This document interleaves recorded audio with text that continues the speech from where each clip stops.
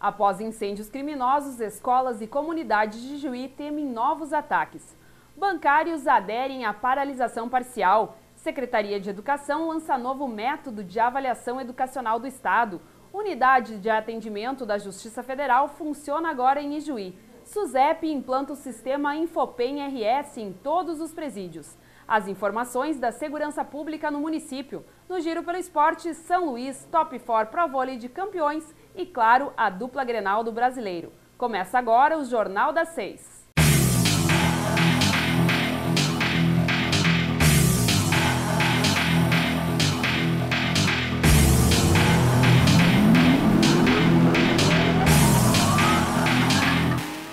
Depois de ter adiado o prazo para aderir à greve nacional dos bancários, a categoria de Juí aderiu parcialmente à paralisação nesta semana. Segundo os dirigentes da entidade sindical, dos 350 associados, em torno de 60 fizeram adesão, o que fez com que a maioria das agências locais dos bancos públicos e privados não fossem fechadas. Os bancários reivindicam reajuste de 10,25%, valorização do peso salarial, mais empregos, fim da rotatividade, melhores condições de saúde e trabalho, mais segurança nas agências e igualdade de oportunidades. O representante do Sindicato dos Bancários, Moacir Davis, destaca como fica o atendimento das agências em Ijuí e região.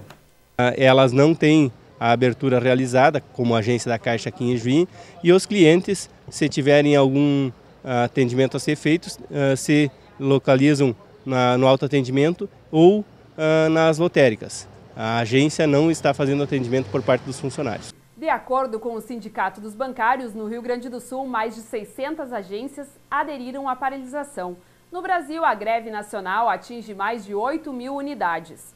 Só neste ano, na cesta básica, houve um aumento de 9,50% acima da variação da economia brasileira.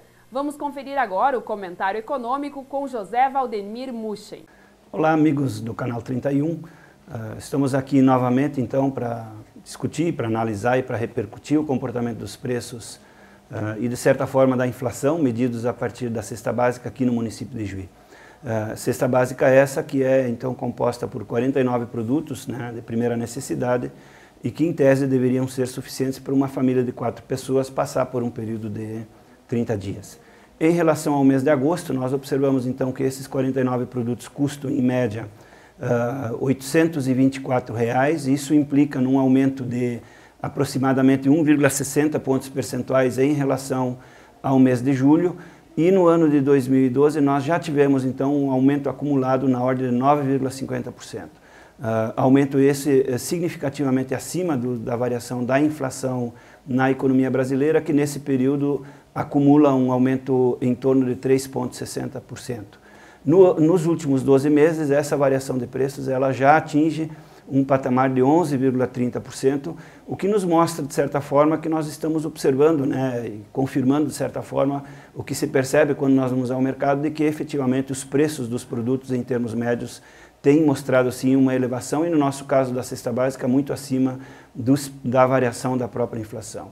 Chama atenção no mês de agosto o comportamento principalmente dos alimentos de forma geral, né, que aumentaram em média, se nós extrairmos apenas uma cesta de alimentos, na ordem de 4,28 pontos percentuais, e dentre esses, então, a carne e os seus derivados, e principalmente os hortigranjeiros, mostram um aumento significativo, um pouco acima da variação da cesta básica. Sobre isso é importante chamar a atenção de que a gente tem percebido nesse ano de 2012, né, uma tendência constante e uma tendência persistente de aumento dos preços dos alimentos de forma muito particular.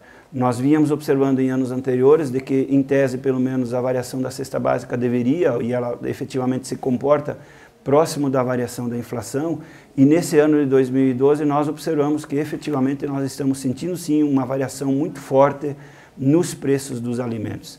E dentre esses alimentos, né, nós podemos chamar a atenção para o que tem acontecido com a carne e seus derivados, com o leite, principalmente o leite em caixinha, apesar do leite tipo C que nós controlamos ele não ter até o momento mostrado uma variação muito significativa, né, dos produtos que estão associados à produção de hortigranjeiros, tendo em vista no nosso inverno, que tem mostrado sim uma persistente aumento de preços. Isso se dá do nosso modo de ver, principalmente em função de dois fatores principais, né?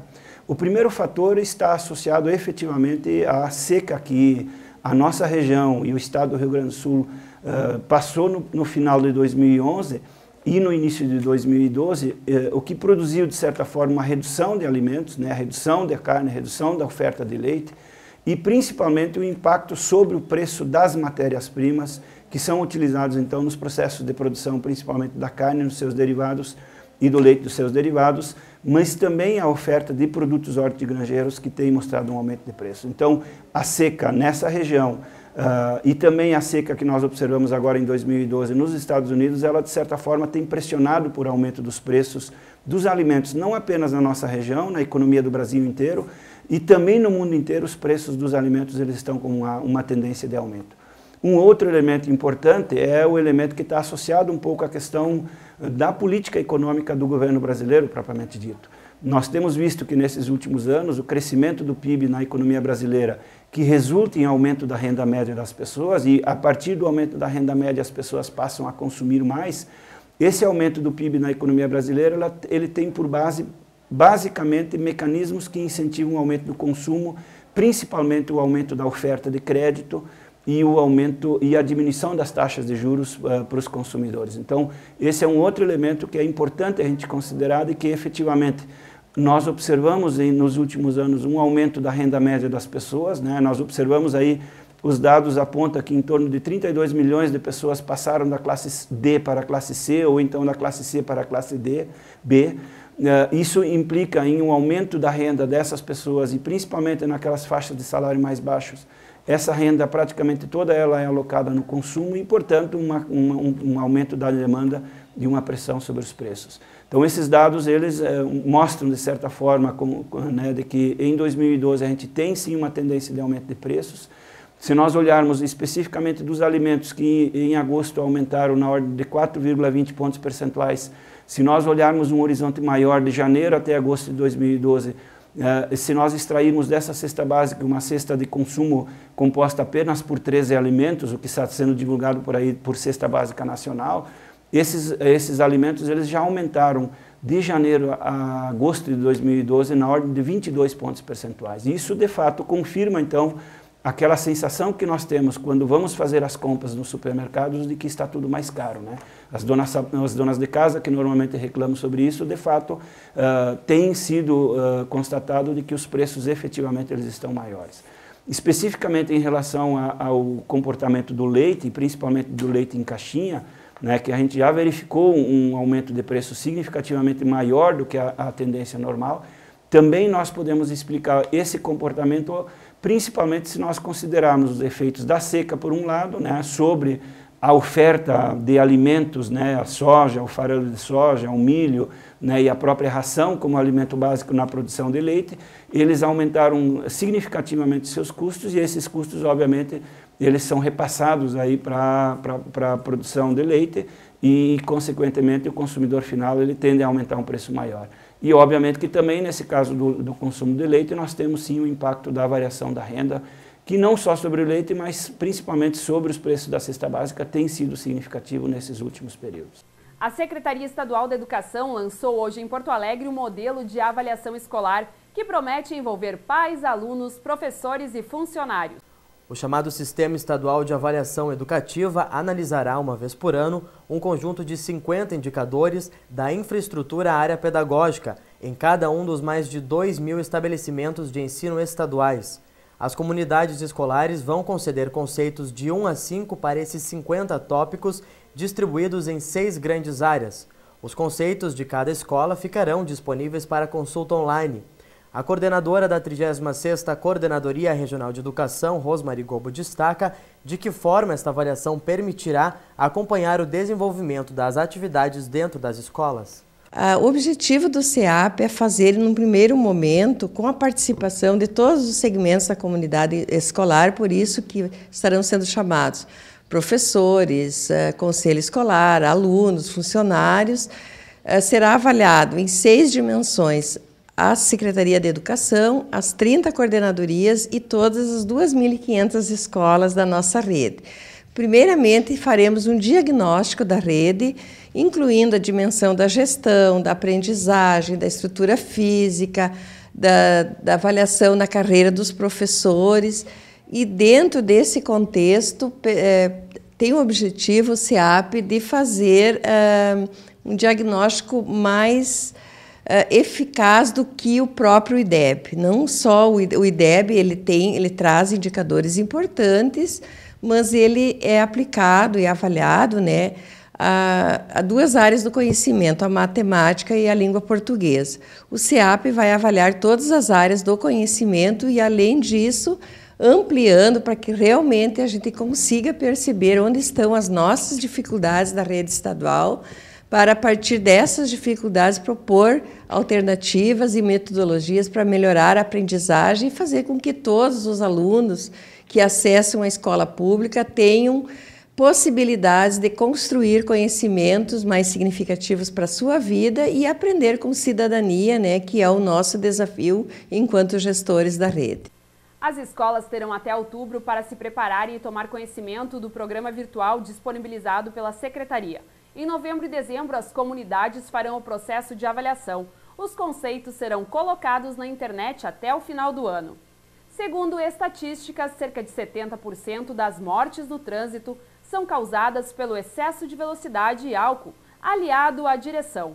Com base nesses dados, a Coordenadoria de Trânsito de Ijuí encerrou hoje as atividades da Semana Nacional do Trânsito. A Semana Nacional de Trânsito deste ano integra as ações da Década Mundial de Ações para a Segurança no Trânsito, período em que a ONU determinou para os países que são agregados cuidarem da segurança viária com a missão de reduzir pela metade o índice de vítimas de acidentes até o final do período.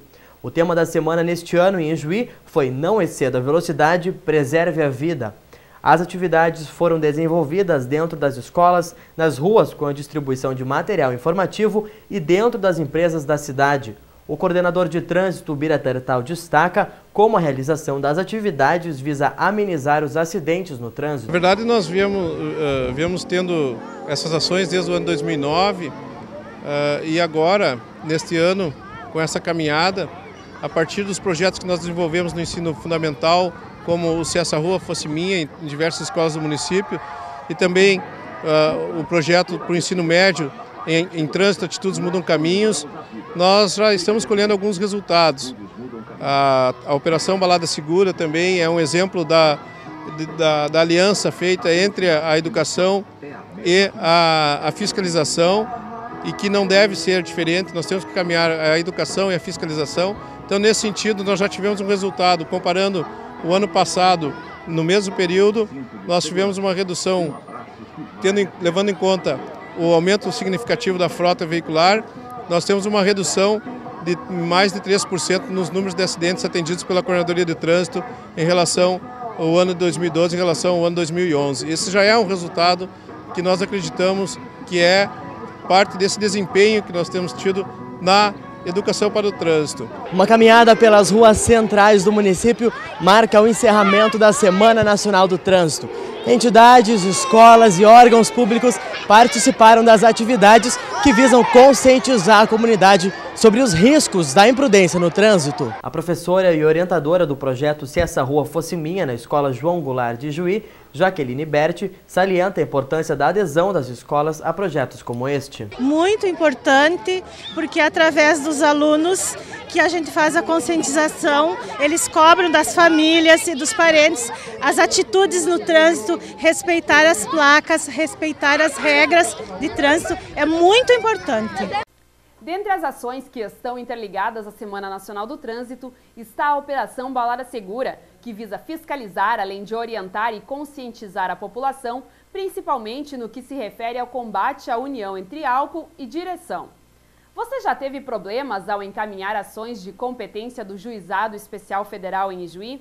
Demora, deslocamento até Santo Ângelo. No próximo bloco, a presidente da OAB explica a importância da implantação da Unidade Avançada de Atendimento da Justiça Federal aqui em Ijuí.